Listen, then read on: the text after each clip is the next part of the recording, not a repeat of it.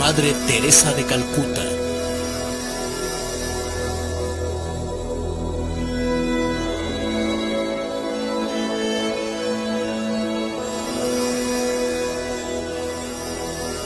Agnes Gonjay Boyayú nació el 26 de agosto de 1910 en Skopje, Serbia.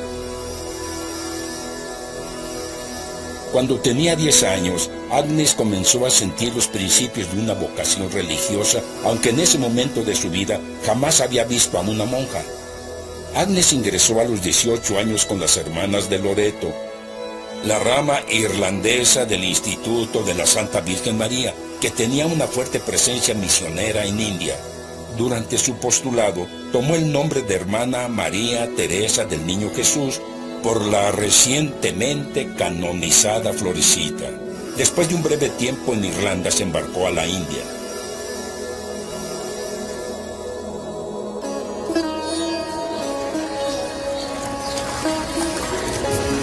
Calcuta, India.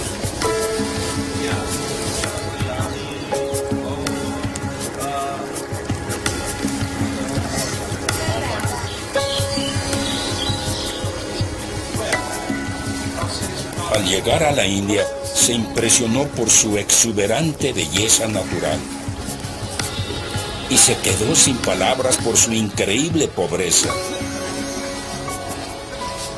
Aunque había conocido la pobreza en Serbia, nada la preparó para lo que vio en la India.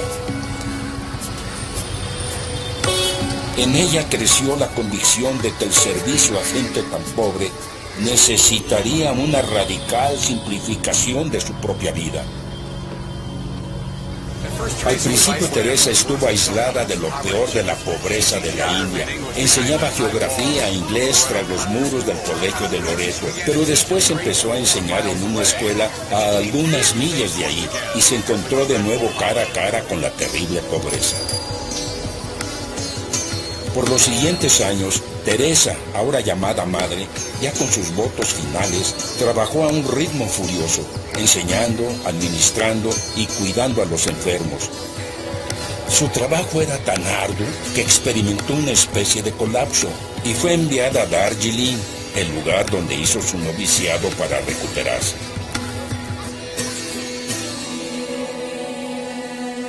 En el polvoso tren a Darjeeling, tuvo una experiencia que cambiaría su vida. Recibió el llamado de Dios para ser misionera de la caridad. El llamado a servir a los más pobres entre los pobres, para seguir a Jesús con un gran abandono. A esto le llamó el tesoro escondido para mí y lo comprendió como un llamado a apagar la sed de Jesús por almas. Cuando regresó a Calcuta, se entregó a la dirección espiritual del Padre Celeste Van Exem, un jesuita belga que sería una importante figura en su vida. Después de un año de oración y discernimiento, la Madre Teresa y el Padre Van Exem llevaron al arzobispo de Calcuta, Ferdinand Perier, la idea de fundar una nueva orden para servir a los más pobres entre los pobres. Siendo alguien sabio, Perier probó la vocación de la monja disponiendo toda clase de objeciones y bloqueos, y a pesar de su oposición, ella persistió, y la admiración del arzobispo por ella creció. Perier eventualmente consultó a expertos en derecho canónico para encontrar la manera de liberar a la Madre Teresa de sus votos con las hermanas de Loreto para fundar su propia comunidad.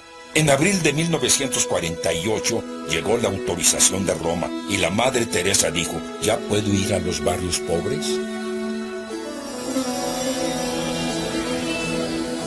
En las primeras semanas y meses de su nueva vida, la Madre Teresa experimentó comprensibles momentos de soledad y desaliento, y el deseo de volver al relativo confort de Loreto, pero perseveró. Sabía que para servir a los más pobres de los pobres, debía vivir como ellos. Y luego ocurrió algo que ya casi esperamos en la vida de todos los santos. Cuando un trabajo es de Dios, las personas se acercan a él.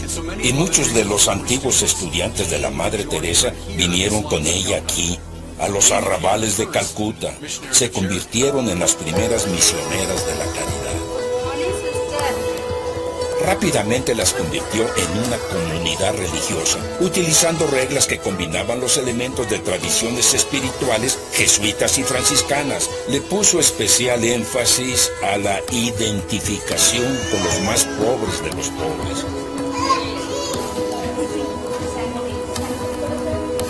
Todo lo que las misioneras de la caridad podían poseer era un sari de algodón, un par de sandalias, un crucifijo, un rosario, un cubo de metal para lavarse y un colchón muy delgado que servía de cama. También, como los primeros franciscanos y dominicos, debían mendigar por su comida. También había una especie de pobreza incluida en el ritmo de su día. Durante la semana, las hermanas se levantaban a las 4:40, se cepillaban los dientes con cenizas de la estufa y lavaban sus cuerpos con una barra de jabón que se dividía entre 6. Entre las 5:15 y las 6:45 meditaban, rezaban e iban a misa.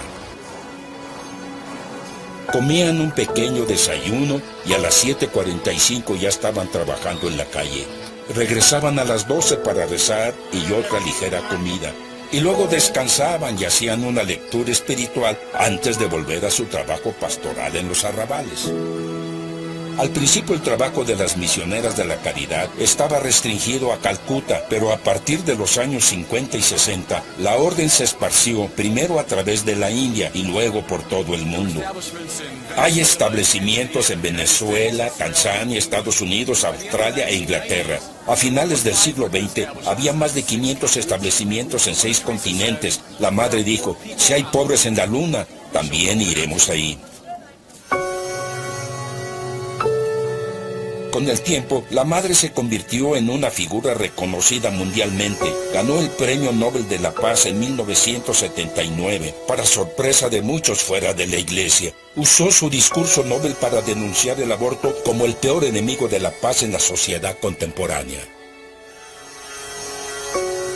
Ningún relato de la Madre Teresa estaría completo sin hacer referencia a su terrible lucha interna, su particular participación en el sufrimiento de Cristo. Aunque experimentó una extraordinaria unidad con Jesús, la mayor parte de su vida, cuando la orden ya funcionaba, experimentó lo opuesto, una dolorosa sensación de la ausencia del Señor. Y esta oscuridad duró, excepto por un breve momento, por el resto de su vida.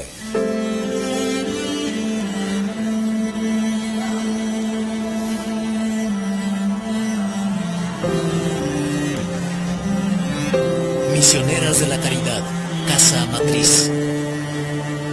Este es un relato particularmente devastador de lo que sintió al soportar esta oscuridad. En mi alma siento ese terrible dolor de la pérdida. Habitación de la Madre Teresa. De que Dios no me quiere, de que Dios no es Dios, de que Dios no existe. Mi trabajo no me procura alegría, ni atracción, ni celo. Llegó a entender su sufrimiento, como compartir la pasión de Jesús, su propio sentimiento de abandono por el Padre. Al sentir la ausencia de Dios, la Madre Teresa compartió aún más el sufrimiento de aquellos a quienes quería servir. Y su experiencia le acercó, como lo vimos, aún más a su homónima Teresa de Lisieux, quien al final de su vida se encontró con los mismos problemas para creer en Dios y en la realidad del cielo. La Madre Teresa murió el 5 de septiembre de 1997, a la edad de 87 años. Cuando su cuerpo fue exhibido para ser visto, llevaba puesto el hábito de las misioneras de la caridad, pero se le presentó descalza, mostrando sus muy deteriorados pies. Para muchas personas, esos pies deformes hablaban elocuentemente de sus años de servicio, a nombre de los más pobres de los pobres. Los filósofos hablan de templanza, la virtud por la que controlamos nuestro deseo de comida, bebida y placer para cumplir lo que la justicia demanda.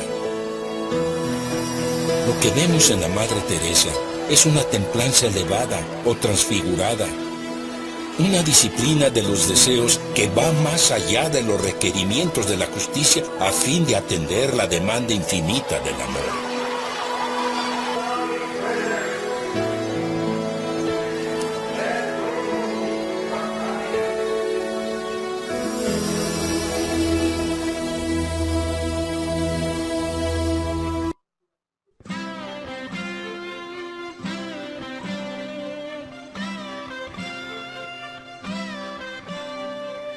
ti que entregaste tu vida, tu amor y tu espacio. A ti que pusiste alegría al dolor y al cansancio.